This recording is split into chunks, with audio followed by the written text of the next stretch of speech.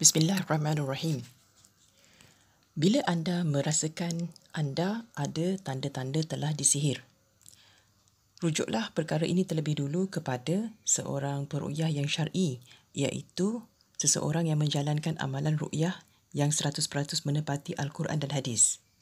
Bila anda confirm telah disihir, ada perkara-perkara yang sebaiknya anda tahu, tapi mungkin ustaz atau ustazah yang meruqyah anda tak sempat nak bagi tahu.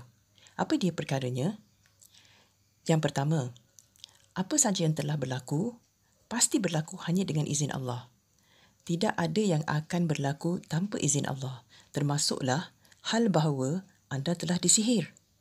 Sihir ini dihantar oleh tukang sihir berkemungkinan di atas permintaan seseorang yang hasad dengki kepada anda. Lalu sihir ini mengenai dan menyakiti anda.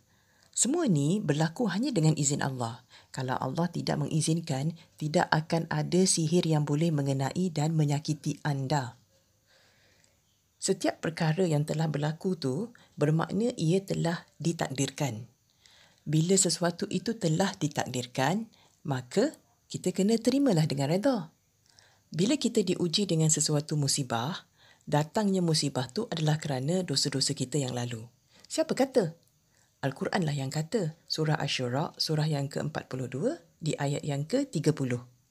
Jadi, apa yang perlu kita buat? Yang pertama, istighfar. Astaghfirullah wa atubu ilaih.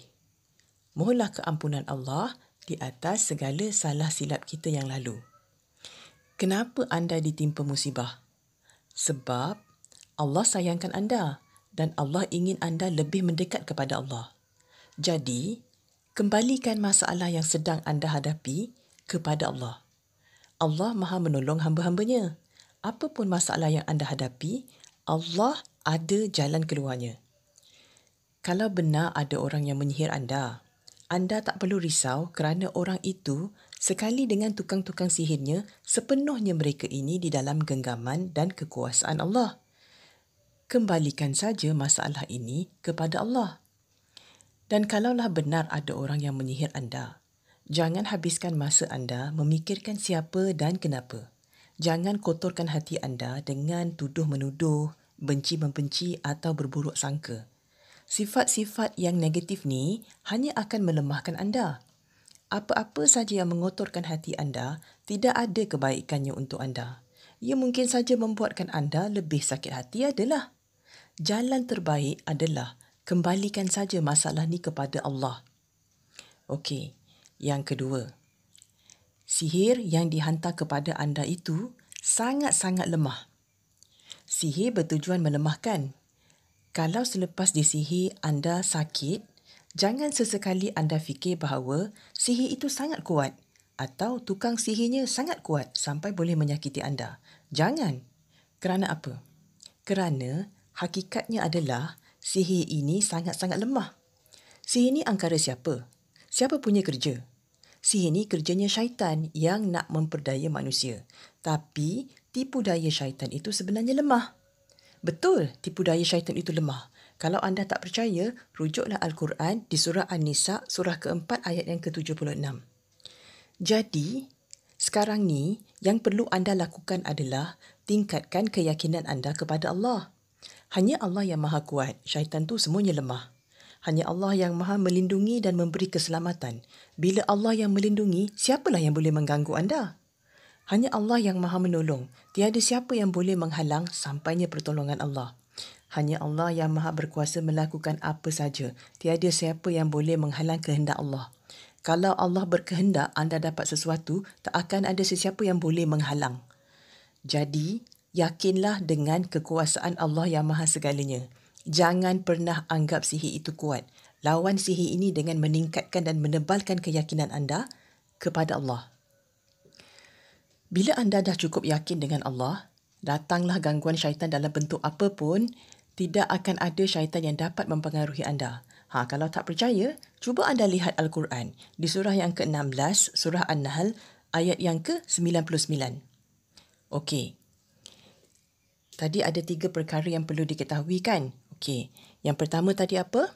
Apa saja yang telah berlaku pasti berlaku hanya dengan izin Allah. Yang kedua, sihir yang dihantar kepada anda itu sangat-sangat lemah. Sekarang yang ketiga, kesembuhan datang hanya dari Allah, bukannya peruqyah. Kesembuhan datang hanya dari Allah, bukannya peruqyah. Kalau anda dah banyak kali diruqyah tapi masih belum sembuh, jangan putus asa. Jangan marah kepada peruqyah kerana mereka hanya boleh mengikhtiarkan ruqyahnya. Mereka sama sekali tak dapat menjanjikan kesembuhan. Sebab apa? Sebab yang menyembuhkan anda hanya Allah, bukannya peruqyah, bukan doktor. Manusia hanya berusaha, yang menyembuhkan hanya Allah. Jadi, selagi belum sembuh, anda perlu bersabar dan tetap teruskan ikhtiar mendapatkan rawatan dengan niat untuk lebih dekat kepada Allah. Niat ini penentunya. Dengan niat untuk lebih dekat kepada Allah akan memudahkan anda untuk bersabar dalam meneruskan ikhtiar. Sampai bila anda harus teruskan ikhtiar? Itu hanya Allah saja yang tahu. Hari ini anda diuji dengan penyakit ini. Bila Allah takdirkan kesembuhannya, pasti anda akan sembuh. Tapi sementara itu, lalui dulu prosesnya. Berapa lama pun masa yang anda perlukan untuk sembuh, pasti ada hikmah di sebaliknya. Pasti ada kebaikan di sebaliknya.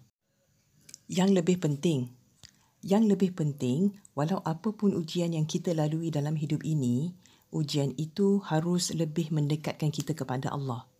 Lebih dekat dengan Allah bermakna, datanglah ujian seberat apapun, hati ini akan tetap tenang, insya-Allah. Hidup ini sebenarnya mudah. Tak payah nak stres-stres. Sebab setiap masalah ada jalan keluarnya. Untuk lebih banyak video seperti ini, tekanlah butang subscribe sekali dengan loceng tu supaya anda tak terlepas video-video yang bakal diupload. Okey, sekian dulu ya. Terima kasih. Jumpa lagi.